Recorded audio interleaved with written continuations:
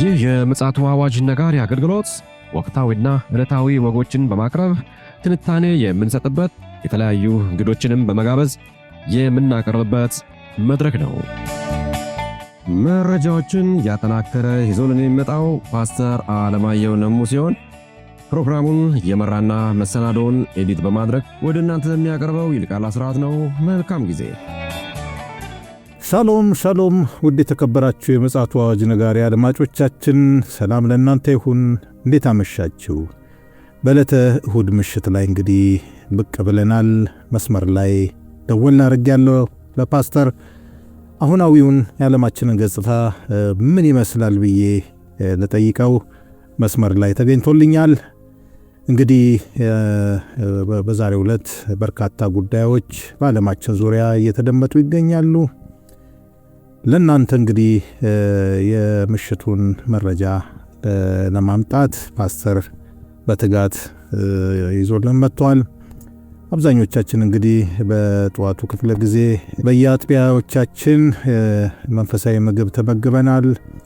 ቢሆንም እንግዲህ የዓለማችን ወቅታዊ ጉዳይን ደግሞ በማወቅ ራሳችንን እንድናዘጋጅ እንዳንዘናጋ የሚያስደርጉ በርካታ ጉዳዮች ስላሉ በዛ አቅጣጫ ላይ እንግዲህ ፓስተር የማንቂያ ደወል እየደወለልን ይገኛል። ከእርሱ ጋር እንግዲህ ጥሩ ጊዜ ይኖረናል ብዬ አምናለሁ። መልካም ጊዜ እንዲሆንላችሁም ጭምር እየተመኘው ይልቃል አስራት ነኝ ከምፅዓቱ አዋጅ ነጋሪ አገልግሎት። ውድ አድማጮቻችን በርካታ ጉዳዮች እየተደመጡ ይገኛሉ በዓለማችን ዙሪያ። የዓለማችንን መገናኛ ብዙሃን የሚያስደምጧቸው ጉዳዮች አሉ። እነዛ ጉዳዮች ከመጽሐፍ ቅዱስ እይታ ውጪ ስላልሆኑ በዛ ስነ አፈታት ፓስተር ደግሞ የተረዳውን መረዳት ያጋራናል። እንግዲህ ከሰላምታው በማስከተል መረጃችንን ያስደምጠናል። ፓስተር መልካም ጊዜ ይሁንላችሁ። ሰላም ላንተ ይሁን ፓስተር፣ እንዴት አመሸ? እንደምን አመሸ ወንድም ይልቃል። እግዚአብሔር የተመሰገነ ይሁን። ውሎ ጥሩ ነበረ? እግዚአብሔር ይመስገን ጥሩ ነው። እግዚአብሔር የተመሰገነ ይሁን። ምን ጉዳዮች እስኪ አገኘ? እንግዲህ ለአድማጮቻችን እንዲደርስ በትናንትናው ዕለት በዚህ እኔ እናንተ በምንኖርበት ክፍለ ከተማ ጠበል 49 በሚባል አንድ ቸርች በደቦ ወጥተው ሲያፈርሱ ታይቷል። ይህንን ዝርዝሩን በነገው ዕለት ይዘን እንመጣለን። ግን ሕግ ድል ሊነሳ ይገባል ብዬ አምናለሁ። በትክክል በአንድ ሀገር ላይ የሕግ የበላይነት የማይከበር ከሆነና እኔ ብቻ ያልኩት እኔ የምፈልገው ብቻ ይሁን የምንል ከሆነ ሀገርን ወደ አልተፈለገ ነገር ይወስዳል። ስለዚህ እነዚህ ሰዎች በቪዲዮ ላይ ታይተዋል፣ በፎቶ ታይተዋል፣ በምን ታይተዋል። እርምጃ ሊወሰድ ይገባል። ትክክል። ምክንያቱም ዛሬ እርምጃ ያልወሰድከው ነገ እየሰፋ ይመጣል እና ይህንን በዝርዝር በነገው ዕለት ካውንስሉስ ምን አደረገ የሚለውን ሌሎችስ ምን አሉ የሚለውን ይዘን እንመጣለን። ነገር ግን ለረጅም ጊዜ የወንጌል አማኞች በዚህ ምድር ላይ በእንደዚህ አይነት ተጽዕኖ ውስጥ ኖረዋል። ወንጌል አንዱ ፓርትም ቢሆንም ነገር ግን ደግሞ በአንድ ሀገር ውስጥ ነጻነት፣ የሕግ የበላይነት ካልተከበረ ውንብድና ነው ድል የሚነሳው ወይም ደግሞ ጉልበተኞች የሚኖሩባት ሀገር ብቻ ትሆናለች። ያ እንዳይሆን ጥንቃቄ የሚያስፈልግ ይመስለኛል። በተለይም ክፍለ ከተማው ይሄ የፈረሰበት ቦታ ያለው ወረዳ አስተዳደሩ፣ የክፍለ ከተማው ጸጥታ፣ የወረዳው ጸጥታ እነዚህን ነገሮች አድኖ እርምጃ መውሰድ መቻል አለበት ብዬ አስባለሁ። ምክንያቱም ትንሽ ደስ ተገቢ አይደለም። ለዛውም በዚህ ዘመን ዓለም በሰለጠነበት ዘመን የእምነት እኩልነትና ነጻነት በዓለም ዙሪያ በአንዳንድ አገሮች ቢኖርም በሚከበርበት ዘመንና በተለይ ደግሞ በሀገራችን ይህ ነጻነት በተከበረበት ሁኔታ ሆን ተብሎ ሁከት ለማስነሳት ታስቦ ታቅዶ የተደረገ ነገር ይመስላል።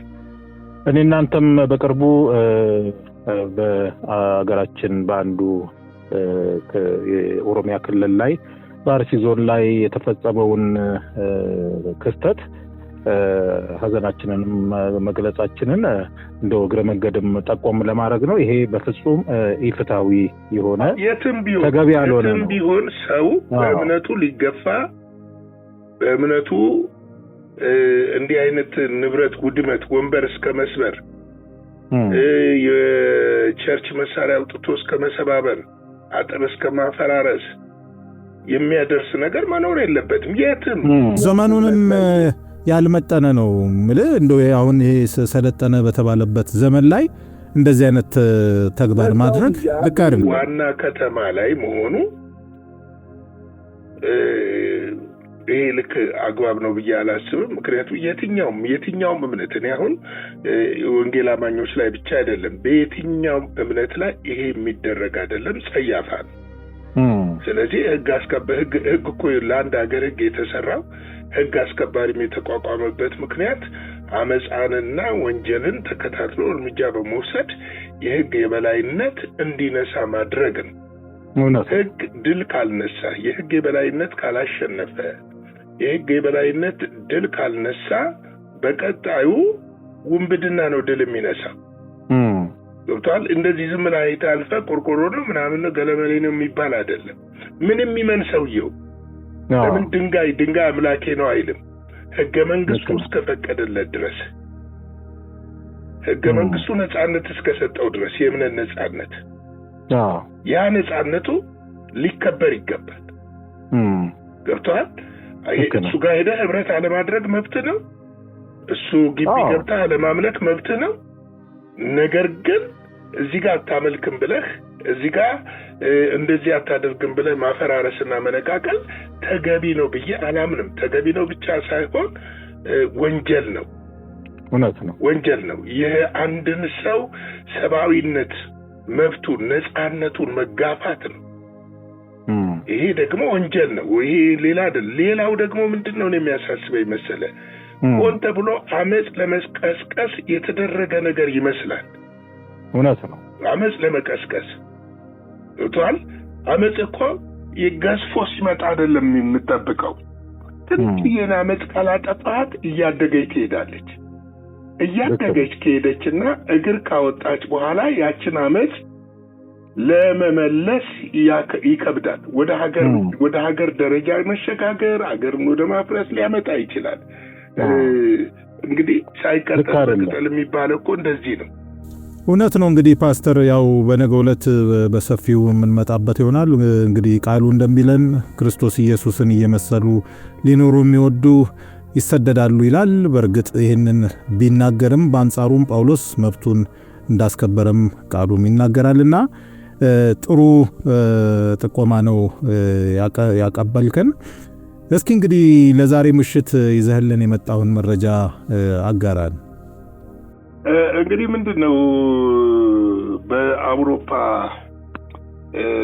ህብረት ብራስልስ ላይ ትልቅ ስብሰባ ተደርጎ ነበር። የአውሮፓ ህብረት መሪዎች ፓርላማ ስብሰባ አድርጎ ነበር። በተደረገው እንግዲህ የምሽቱ የአውሮፓ ህብረት የመሪዎች ስብሰባ ከፍተኛ ውጥረት ተፈጥሮ እንደነበረ ነው ፖለቲኮ የዘገበው። ምንድነው ውጥረቱ? በአሁኑ ሰዓት በዩክሬንና በሩሲያ መካከል እየተባባሰ የመጣውን ጦርነት ለማስቆም ባለፈው በጂ7 አገራት ላይ በተደረገው ስብሰባ አንድ ውሳኔ ተወስኖ ነበረ። ይህ ውሳኔ ምንድነው?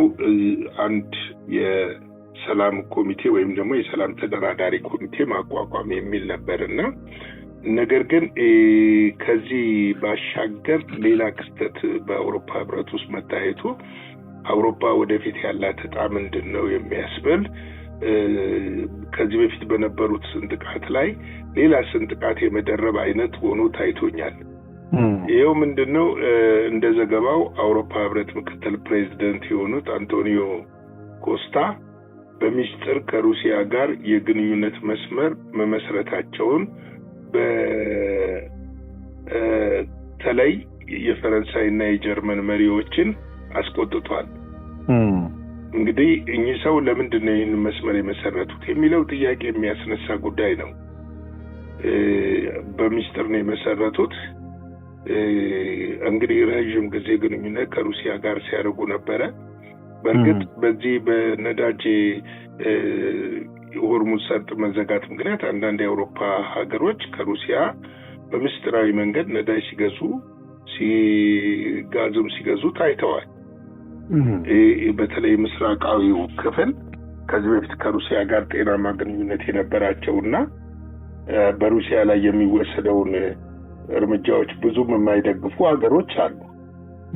እነዚህ ሀገሮች ግንኙነት ነበራቸው። ግን አሁን ምንድነው የአውሮፓው ምክትል ፕሬዚደንት የሆኑት አንቶኒዮ ኮስታ በሚስጥር ከሩሲያ ጋር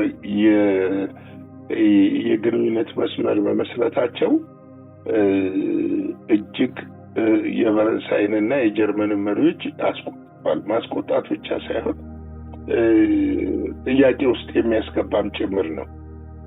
እንዴት ግንኙነት ሊያደርጉ የሚችልበት? ምክንያቱም ከፍተኛ ባለስልጣን ናቸው፣ የህብረቱ ምክትል ፕሬዚደንት ናቸው። ይህን ግንኙነት ሲያደርጉ ህብረቱ ማወቅ አለበት፣ ወይም ደግሞ የህብረቱ መሪዎች ግንኙነታቸው መታወቅ ነበረበት። ምክንያቱም በዚህ ያክል የዲፕሎማሲያዊ ስልጣን ላይ ሆነህ እንዲህ አይነት ግንኙነት ማድረግ ከበስተጀርባው የሆነ ነገር እንዳለ ያመለክታል። ይህ ውዝግብ ሊፈጠር የቻለው ኮስታ በጽህፈት ቤታቸው ኃላፊያቸው በፔድሮ ሎርቲ በኩል በቅርብ ሳምንታት ውስጥ ከሩሲያ ባለስልጣናት ጋር እንዲገናኙ በመደረጉና የዲፕሎማሲው መስመር መዘርጋቱን በመታወቁ ነው። ይሄ ግንኙነት እንግዲህ ከሩሲያ ባለስልጣኖች ጋር ተገናኝተዋል። በጸሐፊያቸው አማካኝነትና አመቻችነት ግንኙነት አድርገዋል። ያ ግንኙነት ላይ ምንድነው የተወያዩት፣ ምንድነው የተነጋገሩት የሚለው ነገር እዚህ ላይ ጎልቶ አልታየም፣ ወይም ደግሞ አልተናገሩትም። ባለስልጣኑ ጋር እንዲገናኙ በመደረጉ የዲፕሎማሲያዊ መስመር ነው የዘረጉት። እኚህ ሰው ምናልባትም ከአውሮፓ ጋር ጤናማ ግንኙነት ለማድረግ ሊሆን ይችላል፣ ወይም ደግሞ በሩሲያና በዩክሬን መካከል ያለውን አሁን በጣም እየተፋፋመና አውሮፓን ወደ ስጋት ውስጥ እየከተተ የመጣ ጦርነት፣ በተለይ ደግሞ የባልካን ሀገሮች በዙሪያው ያሉ እነ ሱዲን፣ ፊንላንድ የመሳሰሉት፣ ሊቱዌኒያ፣ ኤስቶኒያ የመሳሰሉት ሀገሮች በጣም ፖላንድ በጭንቀት ላይ ያሉበት ሰዓት ነው አሁን ላይ።